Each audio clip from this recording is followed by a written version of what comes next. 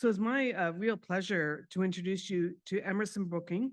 He's the Director of Strategy and Senior Fellow at the Digital Forensic Research Lab of the Atlantic Council Technology Program. He oversees efforts to identify and disrupt foreign information manipulation and fosters global information resilience. He regularly advises U.S. tech companies and national security entities. From 2022 to 2023, he served as cyber policy advisor at the Office of the Undersecretary of Defense for Policy, and he co-authored the 2023 Department of Defense Cyber Strategy. So that's a great CV, Emerson. We're really glad to have you. And so we'll ask you to take the podium, and we'll ask that Emerson's PowerPoint please be put on screen.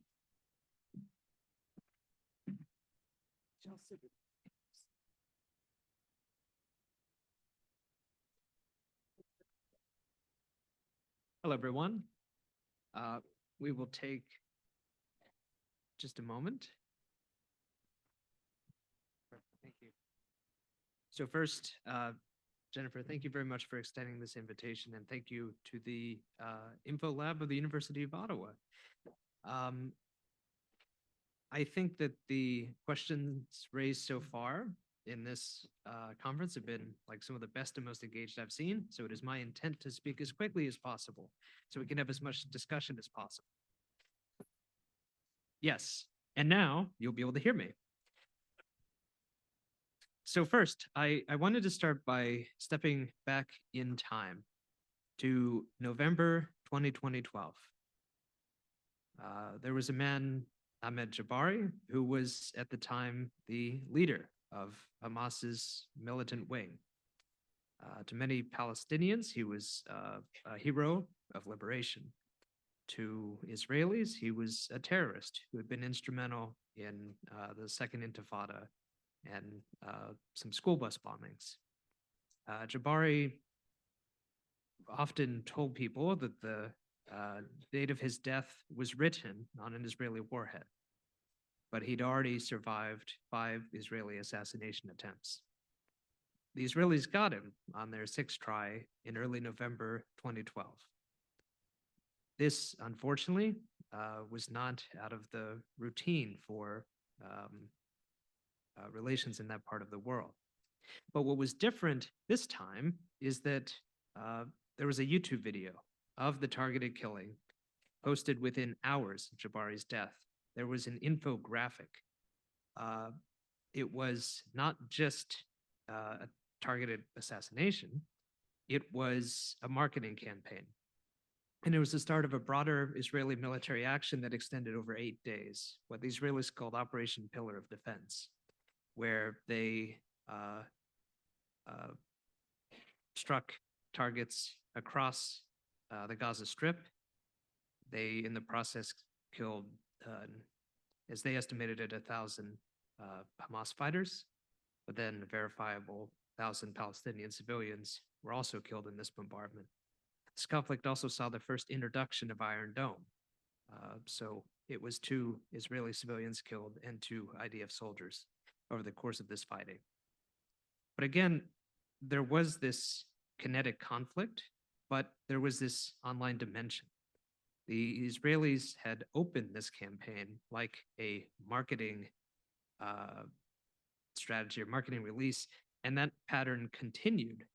On the IDF side, there were sometimes announcements of particular strikes that had hashtags, which might also say, incorporate the new Call of Duty video game, which was out, trying to maximize their viewership. At the time, Hamas had much easier access to social media platforms. So as we see on the screen here, the principal Hamas spokesperson account at the time was on Twitter, just as the IDF were. The IDF announces the start of an operation. Hamas responds, "You've opened the gates of hell on yourself."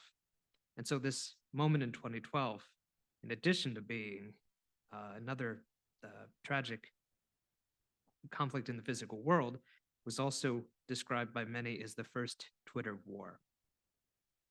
And this is a screen grab of an IDF just recruiting advertisement at the time, This was also the moment when I think for many national militaries, it was beginning to click, as it certainly had for the IDF, that uh, communicators, graphic designers, bloggers, that they, in their own way, could play a role just as instrumental to conflict as people fighting in the physical domain.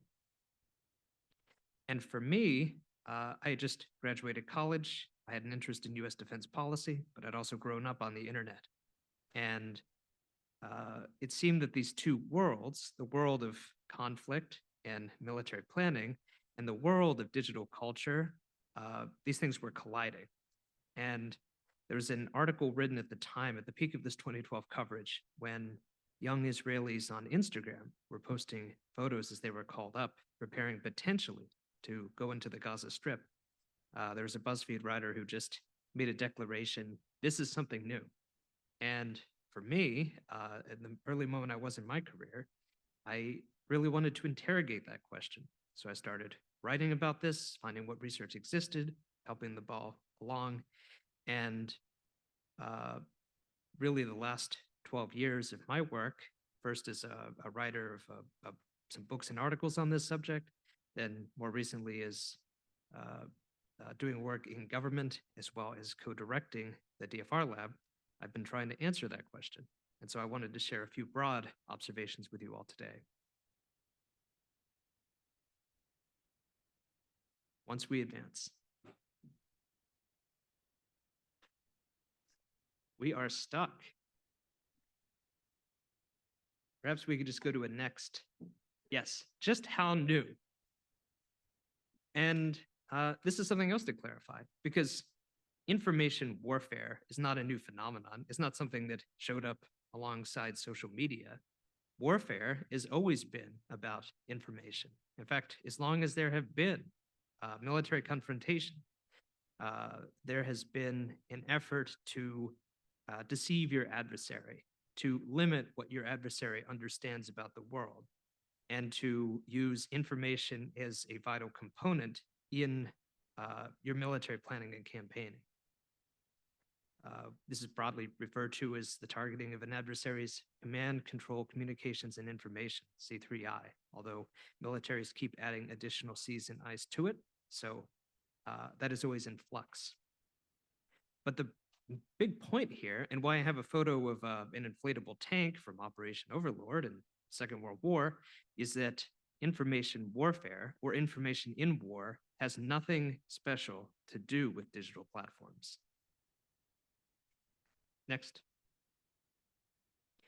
But what we are seeing more recently, certainly what we've seen over the last decade, is a situation where, in many ways, information is war. That information is not just being used as a complement to conventional military activity, that instead there is a concurrent information conflict that is playing out alongside any real world conflict, and that the outcome of what is being said online, of the opinions that are being shaped there, of the content and the mis and disinformation that's being spread there, that these things then feed back into the physical world, that they can, they may in some cases help bring a conflict to a swifter close or limit what would otherwise be a bloody confrontation. But far more often, we see how information and how social media manipulation can cause grievous real-world harms. Next. So we can take a step further back in time and wonder what is happening here. And we will turn, as many talks do, to Karl von Clausewitz, that legendary military theorist, and Clausewitz's maxim that war is a continuation of politics or policy by other means. What does Clausewitz, this 19th century Prussian military theorist, mean when he's saying this? It means that, and he was pushing back against some of the impressions of the day, it means that war is not a totally different reality that's decided by, Elan and manly strength, that it exists in some alternate reality. No, his point was that war was just another tool in the toolbox of a policymaker. that war, that military action, that physical violence, that these kinetic activities were just what you resorted to when you could not realize your objective through diplomatic or economic coercion. And how did you win a war? Well, you target and neutralize an adversary's center of gravity. A center of gravity is that thing which enables your adversary to resist or to endanger you. If you can take out your enemy's center of gravity, you neutralize their ability to resist, you can impose your objective, whatever that is. And in the 19th century, as Clausewitz was writing with the conclusion of the Napoleonic Wars, your enemy's center of gravity was their standing army. You meet that army in the field, you knock it out, you're good to go. Next slide. But over time, the idea of what a center of gravity was began to shift, especially after the First World War, with the advent in the latter half of that conflict with effective air operations. There was this idea that maybe you could fly over your enemy's army, and that the center of gravity was actually their civilian industry. That if you bombed that industry into ruins, that and killed as many people as you could, that you could make your adversary accede to your objectives, even if you never met them in the field. This was a very bloody theory, but it did inform a lot of Allied military decision-making across the Second World War. But also, beginning around the 1920s with the advent of broadcast radio and widespread adoption of radio, there was this idea that maybe an adversary's center of gravity was the support of their population. And that maybe you didn't, even in a state of warfare, you didn't have to use physical violence at all in order to realize your objective. That if you could find and affect that center of gravity through propaganda, through information manipulation, that you could engage in cognitive dislocation, that you could impose your objective without firing a shot. Next slide.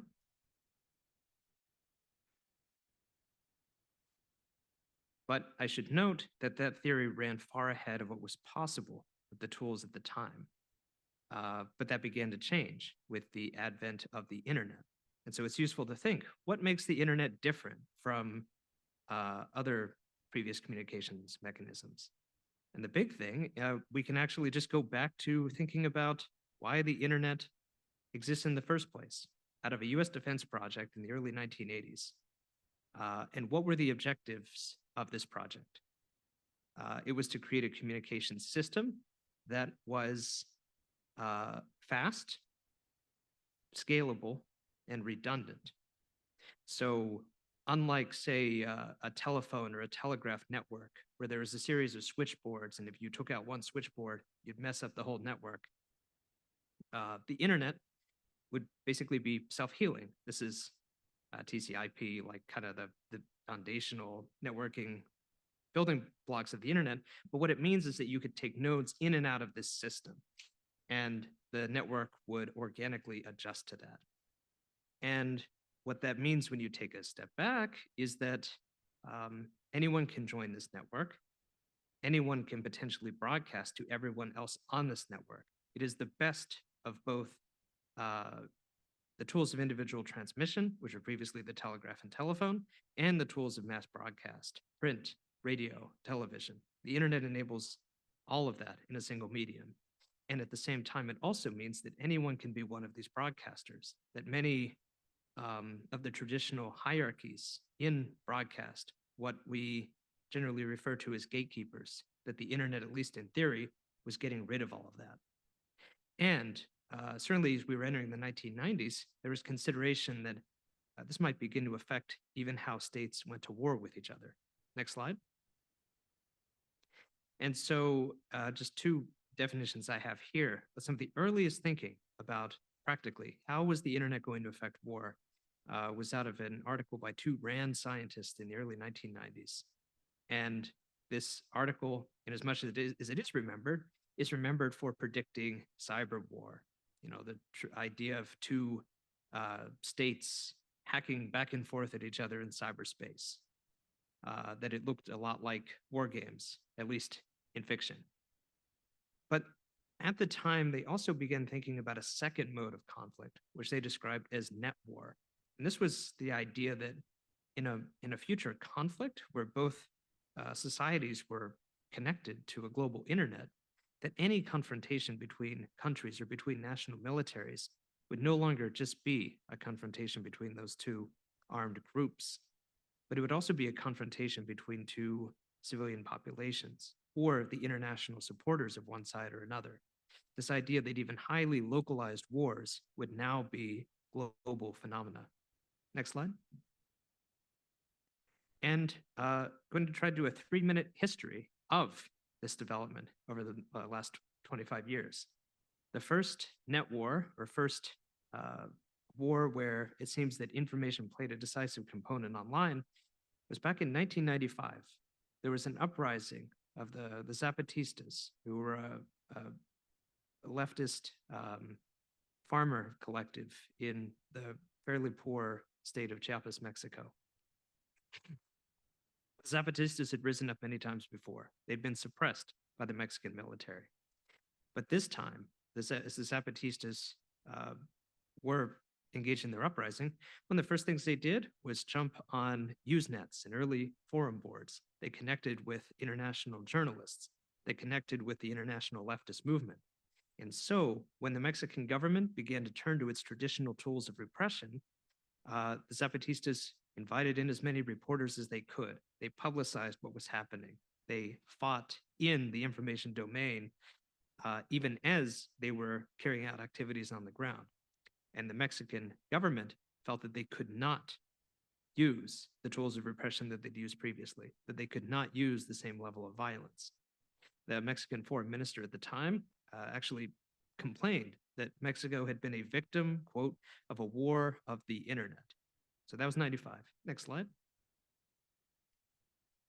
2009, we'll jump ahead 14 years, because so far, and is also amplified here, it was small, weak groups who were the first to embrace the internet, because the internet was understood as a tool of asymmetry. If you're a large government and you have a national military at your disposal, why did you care about what people were saying online? You still had all the tools of power. So why worry too much about what was being said online? That's why social media was used first as a tool of activists, then as a tool of terrorists who also engage in asymmetry. Only more recently would it be national militaries. But 2009 is this crucial turning point. This is the predating, but is leading directly into the 2011 Arab Spring. And in 2009, Iranians, principally in Tehran, rose up over what they saw as a rigged parliamentary election. They massed in the streets, but they also managed to get the word out quickly to the global community. They used Facebook and Twitter to organize. They were able to sustain street protests in a way that had not previously been possible in Iran. And for many people watching in the West, they sat comfortably back and said, well, this is just proof positive that the internet is a tool of democracy everywhere at all times. There's actually a moment when a mid-level person in the Obama State Department saw that Twitter was entering routine scheduled maintenance. He made a call to Twitter without asking anyone and asked Twitter if they could defer that maintenance so Iranians could continue to use the platform. It was a well-intended request, and indeed it did sustain those protests for a few more days. But word of that quickly leaked into the public. And for many authoritarian and repressive states that were already skeptical of the internet, this was the proof they needed that the internet was a tool of information warfare of the West against them. Next slide. And so their writing and strategic thinking began to reflect this. First, just an excerpt from Chinese strategic documents at the time, reflecting on this 2009, what they saw as a crisis. Twitter is a powerful political instrument in the tools of the West, in the hands of the West. Next slide.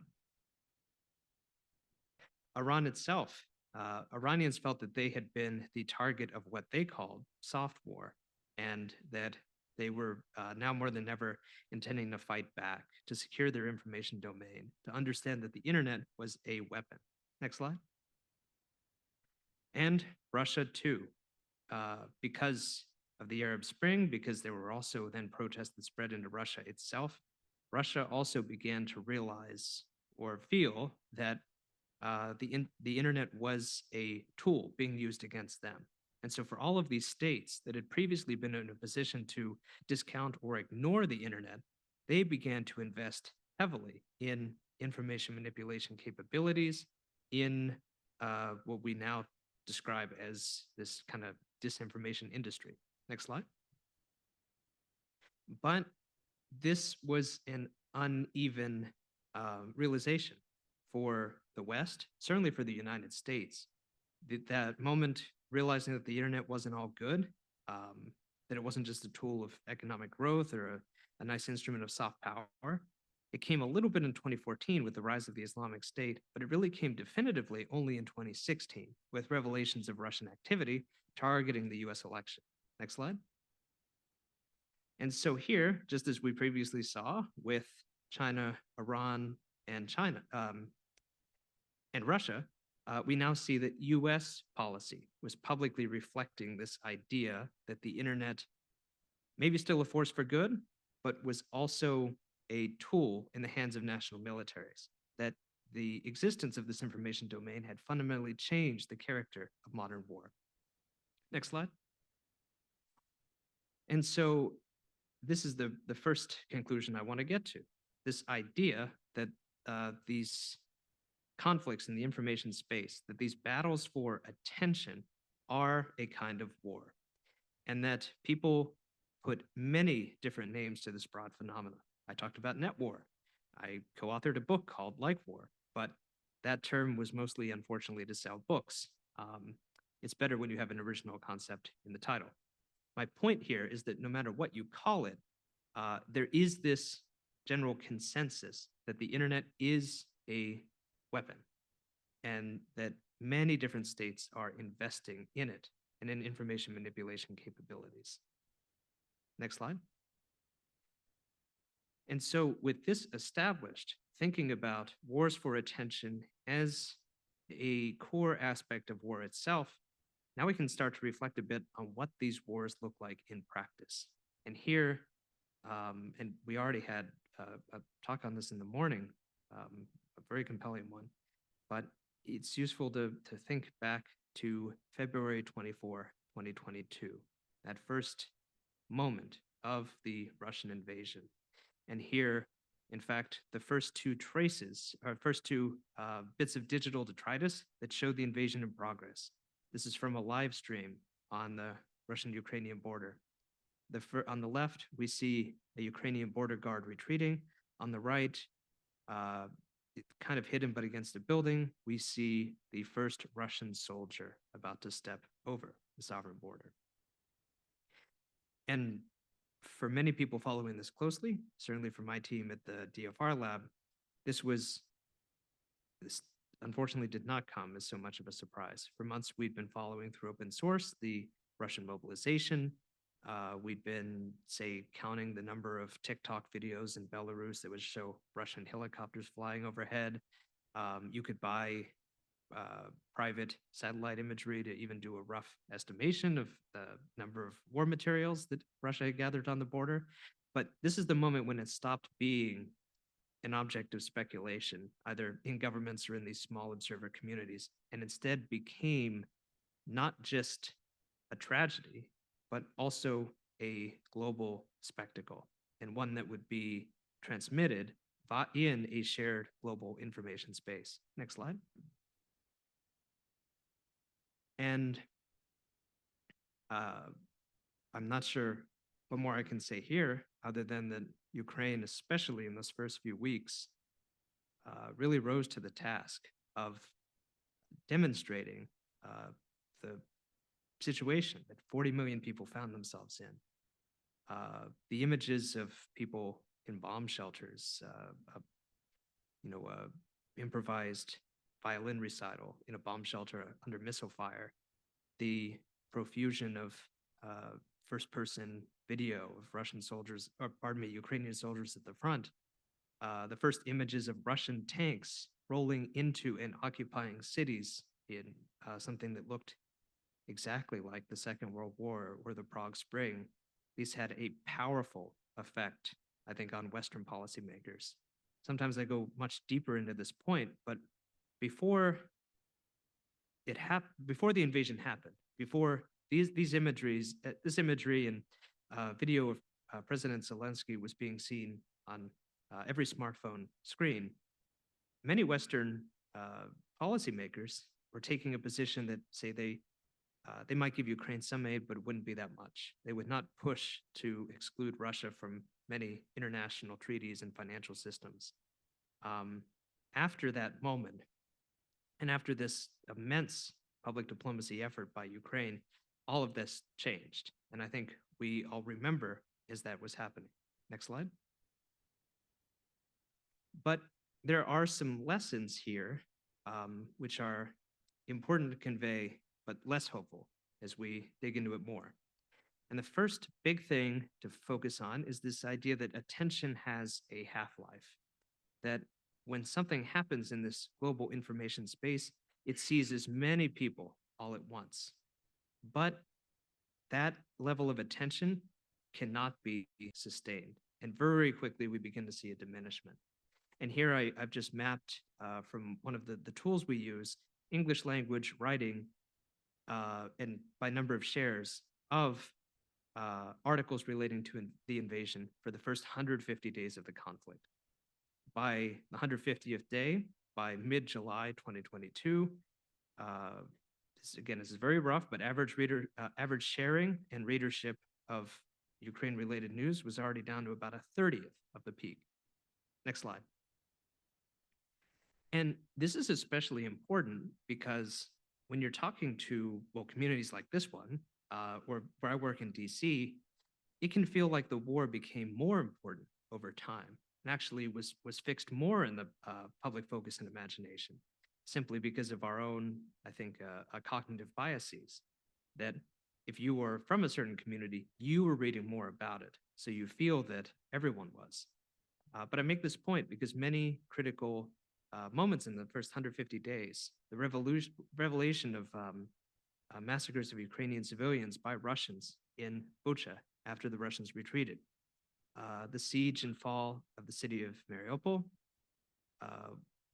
what was at the time in July 2022, the biggest terror bombing of civilians by Russians. These stood out as monumental moments if you were following the war closely. And in fact, you see little peaks with each of these, but the total readership and audience share was already so much less than it had been a few weeks before. Next slide. And also, what does that big number before actually mean? Did it mean that so many people were tuned into the realities of the war? No.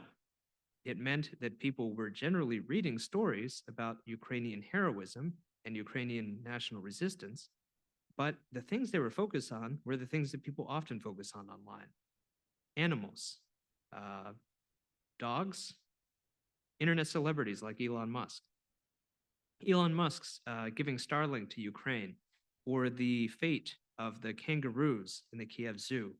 This was the principal frame through which many people in the English-speaking world were actually understanding the war, even when they were tuned into it. Next slide. And hit again.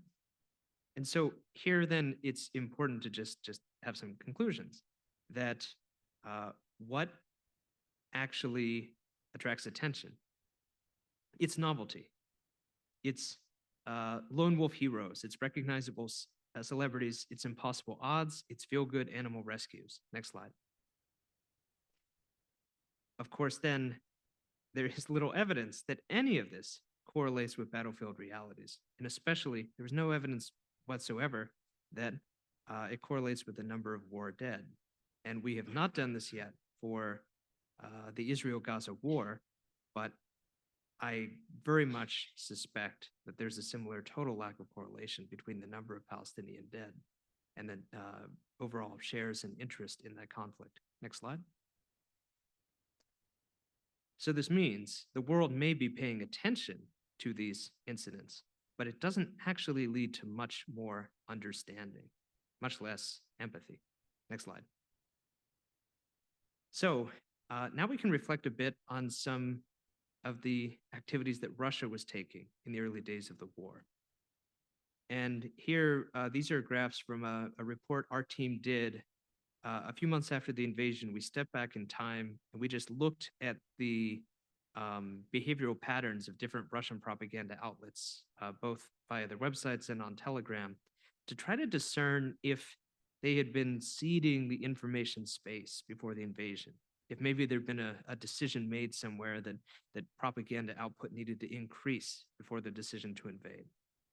And our basic answer was no, there didn't seem to be that much evidence of that.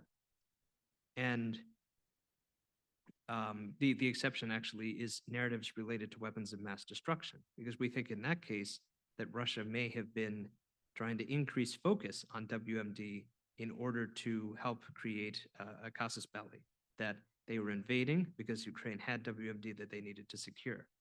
But that effort, we'll talk more about in a second. But the general point is that when you're trying to maintain or invent attention, that it does take capacity. When you're simultaneously undertaking the invasion of another country, you don't have so much capacity to go around. Next slide. Manufacturing attention also takes time. When Russia turned back to trying to spread WMD disinformation targeting Ukraine in the first months of the war, it was still taking weeks for them to get a narrative going. And in order to do that, they capitalized on their position on the UN Security Council.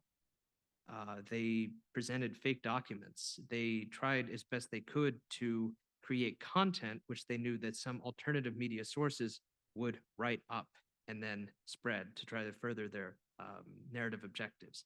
But this was not something they could do on a dime. It was taking time. Next slide.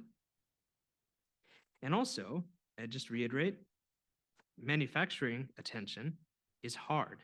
When a ton of people were paying attention to the invasion, as they were in the first months, trying to create your own alternative narrative, trying to have people pick it up, trying to sustain interest in it, that is really tough to do. And essentially, the moment that, say, Russia turned elsewhere because of the aforementioned capacity issues, the attention on this false narrative went away again. Next slide. But now we can reflect on the words of one of our great military theorists, Oprah Winfrey. You can have it all, just not at once. This is an aerial shot of the Russian armored column as it was advancing on Kiev in the first days of the war. You, as a government, as a military, as anyone, you have a limited capacity. When you're trying to do a whole bunch of other stuff, the information effects and efforts may take a back seat. But there are other factors which may work in your favor. Next slide. And the first here, and something that is critical to reiterate, is time. That when we think specifically about Russia's war against Ukraine, Russia and Ukraine are on very different time horizons. Over time, because attention has a half-life, fewer people pay attention to the issue of Ukrainian national defense or the need for the global community to support Ukrainian national defense. As fewer people pay attention, it becomes harder, certainly as we've seen with the latest US reauthorization of aid to Ukraine, it becomes much harder for Ukraine to make the case for continuing support. On the other hand, the Russian war effort is largely self-sufficient. Over time, Russia is able to maintain or even increase its material capability. That means that some of the greatest advantages that Ukraine has and has used so effectively diminish over time. And this is just to the broader point. The war for attention is a war of attrition. When one side needs attention so much more, they will always be disadvantaged in the long term. Next slide. And as global attention recedes, disinformation thrives. I talked a bit about how Russia tried abortively, but not to much success, to try to seed fake biolab narratives in the first weeks of the invasion of Ukraine, back when it was a truly global story. It didn't work then, but it is starting to work more now. And we don't have data on that to share here yet, but instead we can think about another example. We can think about the Syrian civil war, a conflict, unfortunately, that even at its height, attracted only a fraction of the attention of Russia's invasion of Ukraine, but was still geopolitically very important, and also important for the terrible plight of civilians who were under repeated assault by both the forces of Russia and the Assad regime. And a particular case study here are the Syrian white helmets, who were citizen first responders in the aftermath of airstrikes, which would kill Syrian civilians. The white helmets at first had a sterling reputation in the West.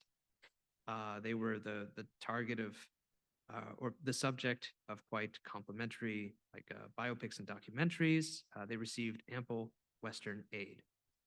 But they became a fixture in Russian propaganda and disinformation, both from the Russian propaganda apparatus, but also from clandestine or non-public Russian propaganda entities. And over time, as the West paid less and less attention to Syria, their fake stories about the white helmets being essentially a front for al-Qaeda, they began to have a real effect.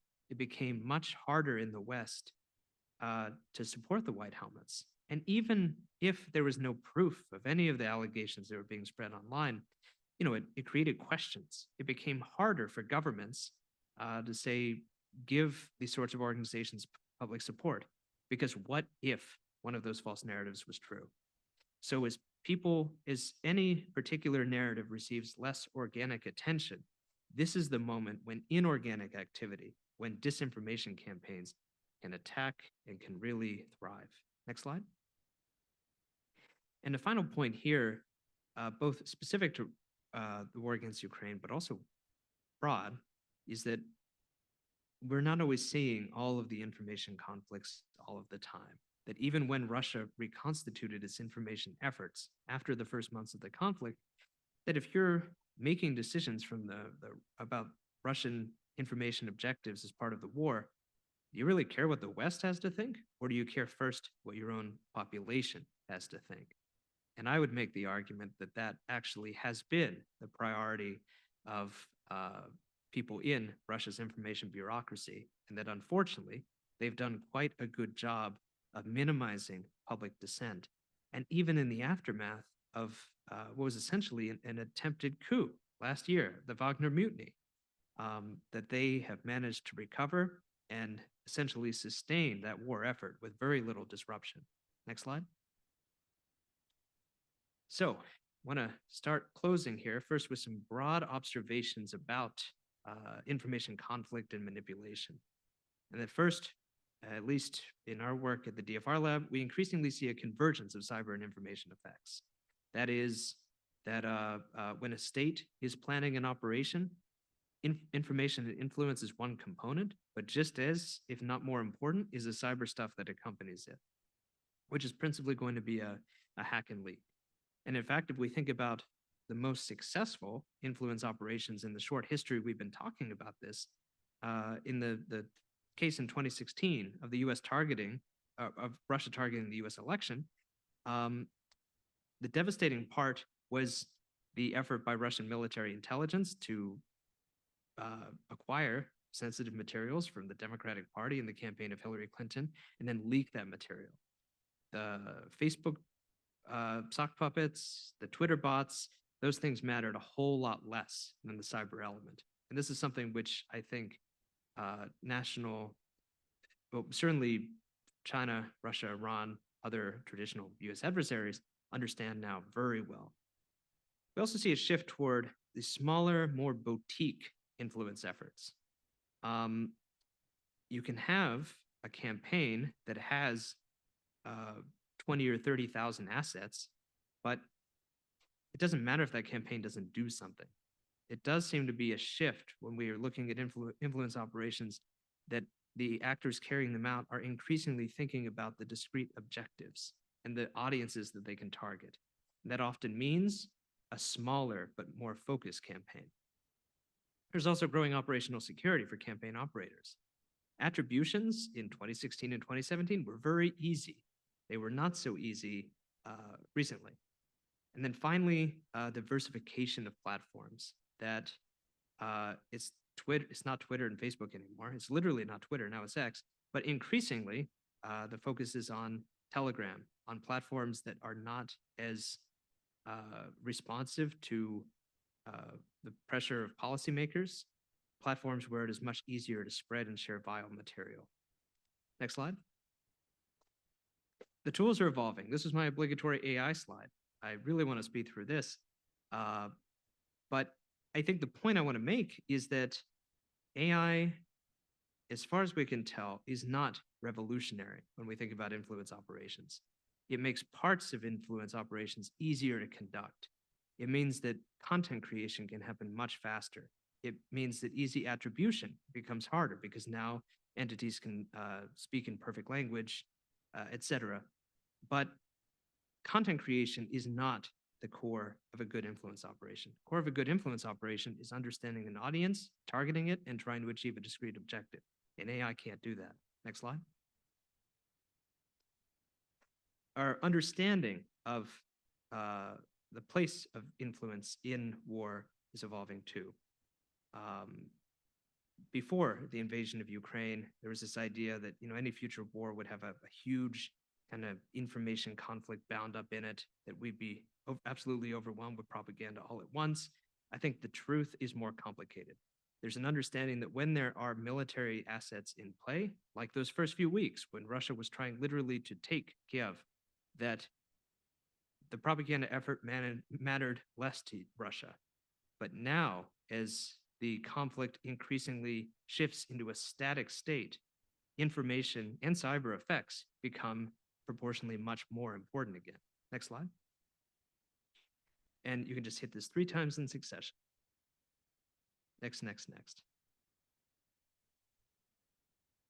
So, some final conclusions for us. First, impact. This is critical for this field. Like, what is the impact of an influence operation? What does it mean when a state was conducting state-sponsored influence activity? This was a difficult question to answer in 2016. It remains almost as difficult a question to answer today. At the same time, we have a lot more studies of, say, the psychology of misinformation, on the efficacy of pre-bunking, the usefulness of systematic fact-checking. And the prognosis from a lot of these efforts is that this stuff is not as effective as was first thought. Next slide. At the same time, and this was alluded to quite a bit in the previous conversation, counter-disinformation is becoming hopelessly politicized. Foundations are on the retreat. Tech companies, which are so eager to talk about misinformation in 2020 and all the good work they're doing, now hate that conversation. And governments, frankly, are scared of political retaliation because any discussion of disinformation to an extent is always a discussion about political activity. Next slide. And I would just note then for this group, for civil society actors, that it is possible to pick a side. And I've talked quite a lot about pro-Ukrainian efforts here. My organization supports Ukraine's right of self-defense. I don't think that makes us a biased organization. But the danger is when you take the next step and you begin to try to cast facts and figures in a way that, say, privilege your position, but is not actually justified. When you engage in your own little bits of mis and disinformation, that fatally undercuts the study of this field. Next slide. And the final point here is just a reiteration, which I make to many audiences, to play to your strengths. As I was putting this together, I was reading about the revelation, which I was not alluded to specifically, but I think I know what was on folks' minds. The very recent revelation of a US influence operation that targeted the Philippines, that spread COVID misinformation. that tried to delegitimize the Chinese vaccine that we're almost sure helped perpetuate a health crisis in one of the lowest vaccinated parts of the world. This is an exclusive in Reuters a week ago, which you can see. But this sort of influence operation by the West is not playing to our strengths, because it's important to remember why many states engage in these sorts of information manipulation activities in the first place. It's because they don't have a functioning civil society. They don't have a free media or global cultural purchase. They don't have soft power out of that which they fabricate and the extent to which they engage in dis and misinformation. That's why they turn to these things. We don't have to do that. The image here was taken at a Los Angeles gas station in the first day after the invasion. This was a spontaneous demonstration by Americans of all colors and backgrounds. Some people in the Ukrainian diaspora, some people who were just pissed, but they all showed up. They all did this protest. This was not orchestrated by any government. There was no central planning, but this is what you get when you have a healthy civil society. And we should always remember that whenever there are suggestions that we should engage in these same sorts of activities. So with that, thank you. And sorry I went so much longer than intended.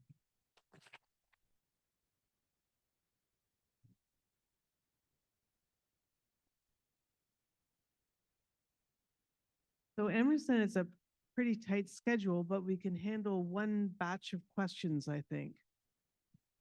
Yes. Can you come to the microphone if not too, so everyone can hear you?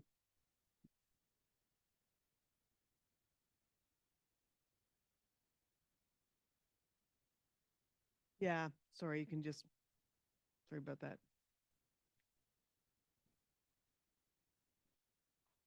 So, thank you very much. So thank you for your time today. Learned a lot. So I had one sort of principal question here. It's got a few facets to it. We'll see which ones you sort of anchor onto the most. So you've talked about the efficacy of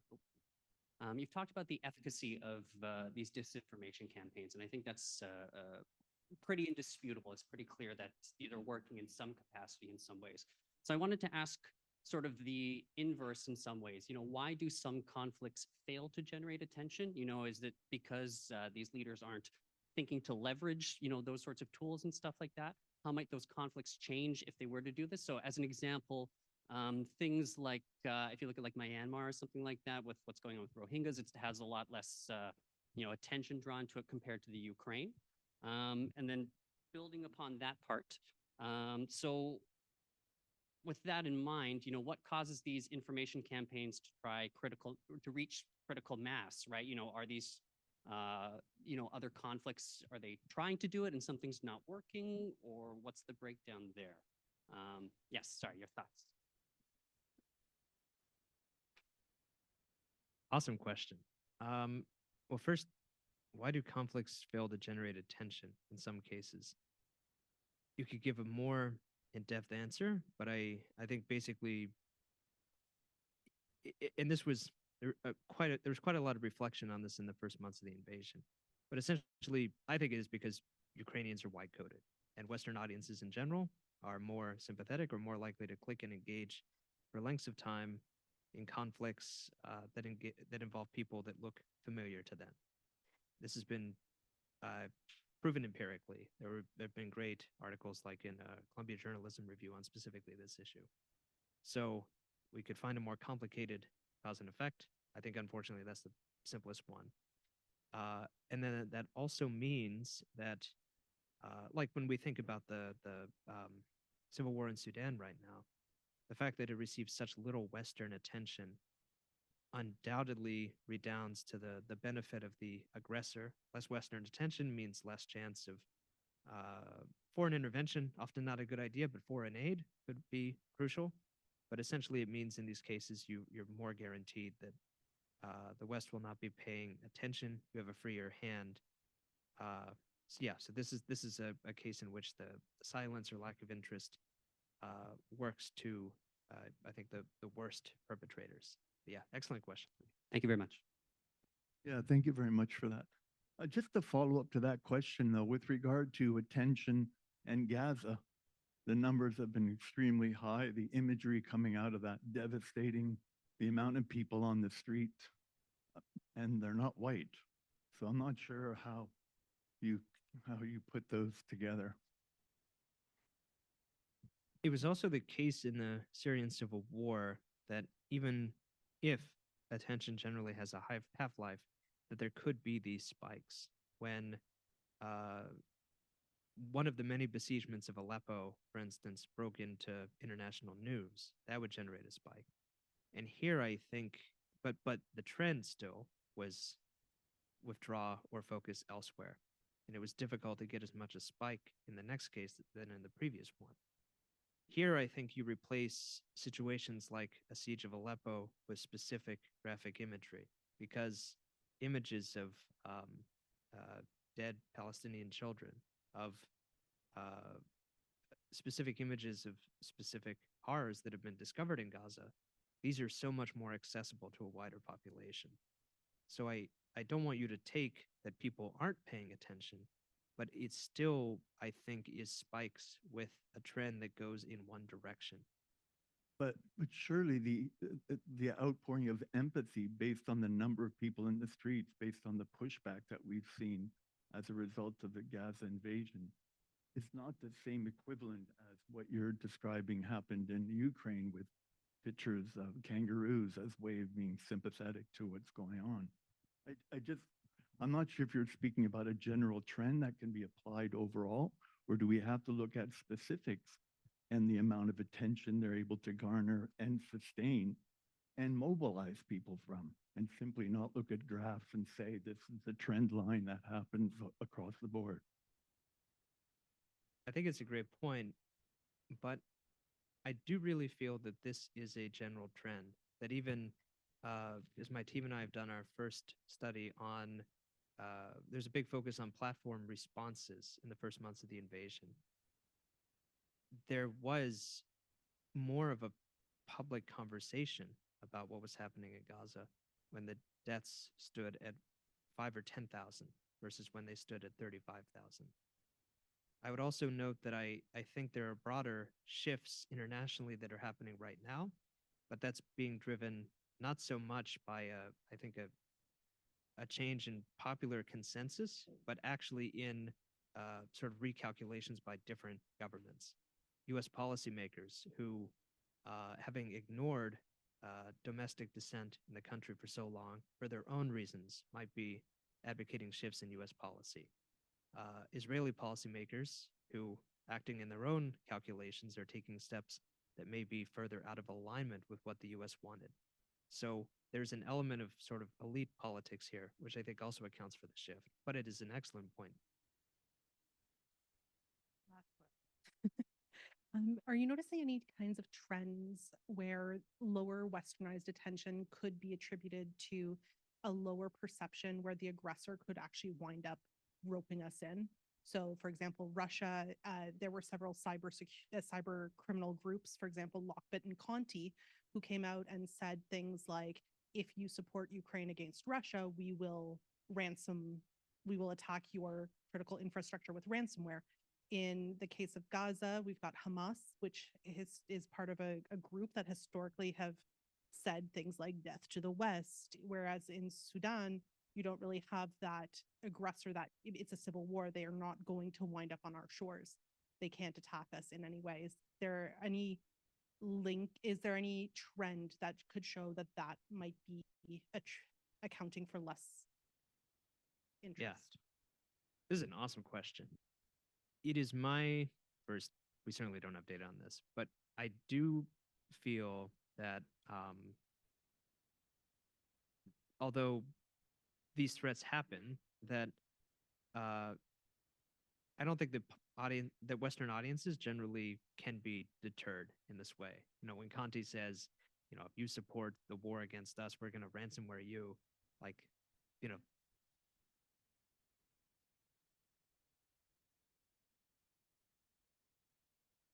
that's incredible. I didn't know that.